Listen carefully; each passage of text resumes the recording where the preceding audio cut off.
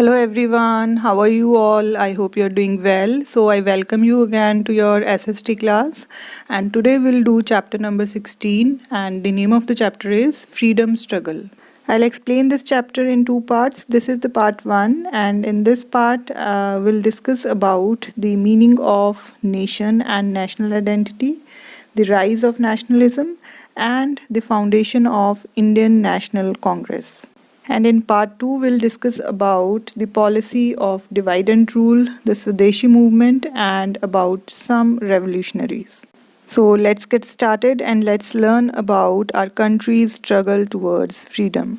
We all know that India was known as the Golden Bird. This name was given because of its wealth and prosperity. India was rich in spices, textiles, precious and semi-precious stones, jewels of all kinds, and pearls. Indian goods were very popular worldwide. The Arabs were the first traders with whom Indians did business. Then came the Portuguese, the Dutch, the French, and the English. There were fights among these powers for control over the Indian products and markets. The English were victorious. After some years, they not only controlled the trade through a company called the East India Company, but also ruled over India. The company bought goods from India at a cheap rate and sold them abroad at high prices. As a result, the company earned large profits. The company established factories in various Indian towns. And to show that they were protecting these factories, a number of forts and armies were maintained by the British. So before going in detail about the struggle towards freedom, let's understand the meaning of nation and national identity. In the past, the word nation was used as a synonym of race in the English language. It was only from about the time of the Industrial Revolution that its meaning changed gradually to include all people speaking a common language, having common cultural traditions, and living within a defined geographical area. Thus, the word nation gradually came to denote not only the racial, linguistic, or cultural, but also a geographical and political identity. We all know that India is a vast country with a multiracial, multilingual, and multireligious population, but with prominent geographical features which separate it from the rest of Asia. So here the word multiracial means people from different races, they live together in our country peacefully and they speak different languages. Okay, that is multilingual, and they have different religions. All right, that means multi-religious. Thus, while culturally and geographically the people of the country have been conscious of their Indian identity since ancient times, but the awareness of their political identity as a nation grew only after the establishment of the British Empire in India, when they became familiar with the Western idea of nationalism. Now let's study about the rise of nationalism. But before doing the rise of nationalism, let's understand the meaning of the term nationalism. Nationalism is a feeling of oneness, togetherness, and common consciousness that emerge when people living in a common territory share the same historical, political, and cultural background. People may be speaking different languages, they may have different religions, but the love for their nation keeps them together, just like the people in our country. Basically, India's struggle against the British rule started with the outbreak of 1857 revolt, followed by civil rebellion.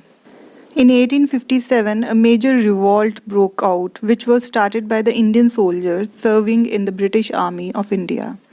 The Lee Enfield rifles that were given to the soldiers became the immediate cause, that is, reason of the revolt.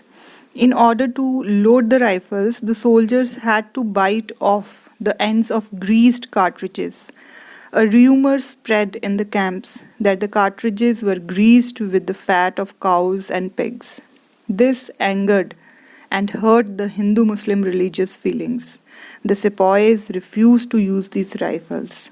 And when they were forced, the soldiers in anger shot their officers, broke open prisons, and set free the prisoners.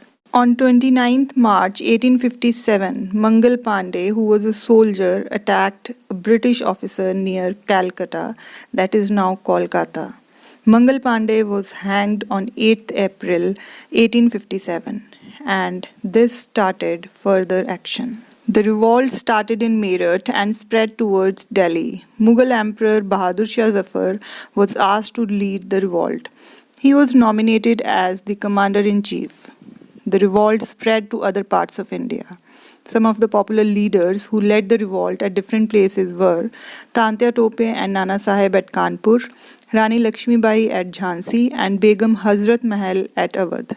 But at the same time, many Indians stayed away from the revolt and many even supported the British. The Britishers, however, organized themselves and crushed the revolt successfully.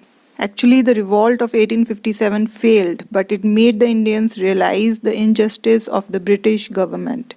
They also realized that only a united society could fight to send the British away. Indian people started acting and thinking independently. Many associations or organizations were formed. Large number of reforms took place. Raja Ram Mohan Roy, Keshav Chandra Sen, Swami Dayanand Saraswati, Ishwar Chandra Vidyasagar, Narayan Guru, Mrs. Annie Besant, and Sir Syed Ahmed Khan were the major reformers who tried to eradicate social evils like sati, child marriage, and caste system from the society. They also tried to raise the status of women in society. They wanted to build a modern society. They began to form their own associations and institutions. Traders and businessmen opened modern mills and factories. Indians started their own schools. They held meetings to attract the attention of the rulers to their problems and needs. Everybody wanted freedom from oppressive British rule. So now let's talk about the foundation of Indian National Congress. In 1885, Allen Octavian Hume, that is A.O. Hume, a retired civil servant with the help of educated Indians, founded the Indian National Congress. The first session was held in Bombay under the presidentship of Shri W.C. Banerjee. The session was attended by 72 delegates. The Congress soon spread all over the country and it became the voice of the entire nation.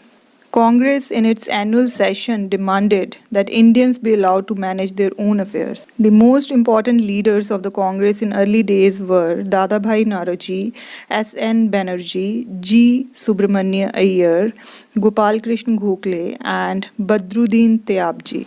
Actually, their main goal was to win Swaraj. Swaraj means self-rule. Till 1905, the leadership of the Congress remained in the hands of men who were moderate in their attitude. Moderators believed in methods of patience and persuasion. The word persuasion means the act of convincing someone. So basically, the moderates believed that they could talk to the Britishers about their needs in a peaceful way. But the peaceful methods did not help in solving the problems of the people. Thus, strong action was needed. Bal Gangadhar Tilak, Bipin Chandra Pal, Lala Lajpat Rai and others were against moderate attitude. Means they were the people who believed that they could not attain freedom with the methods of patience and persuasion. Bal Gangadhar Tilak tried to draw the common people and the youth of the country into the struggle for freedom. He wrote against the British Raj in his paper named Kesari. Bal Gangadhar Tilak declared that freedom is my birthright and I will have it. A number of young people joined this group. They were called extremists. Extremists felt that strong action was needed to make the British understand their problems and desires to be free. Actually, at that time, the freedom towards struggle was at its peak. The British government introduced strict laws to suppress the feeling of nationalism. The government slowly sowed the seeds of hatred between the Hindus and the Muslims by using the policy of divide and rule. So we'll discuss this much only for today and we'll continue with the policy of divide and rule in the part 2 of this video. So stay tuned for part 2 and till then take care all of you. Thank you so much.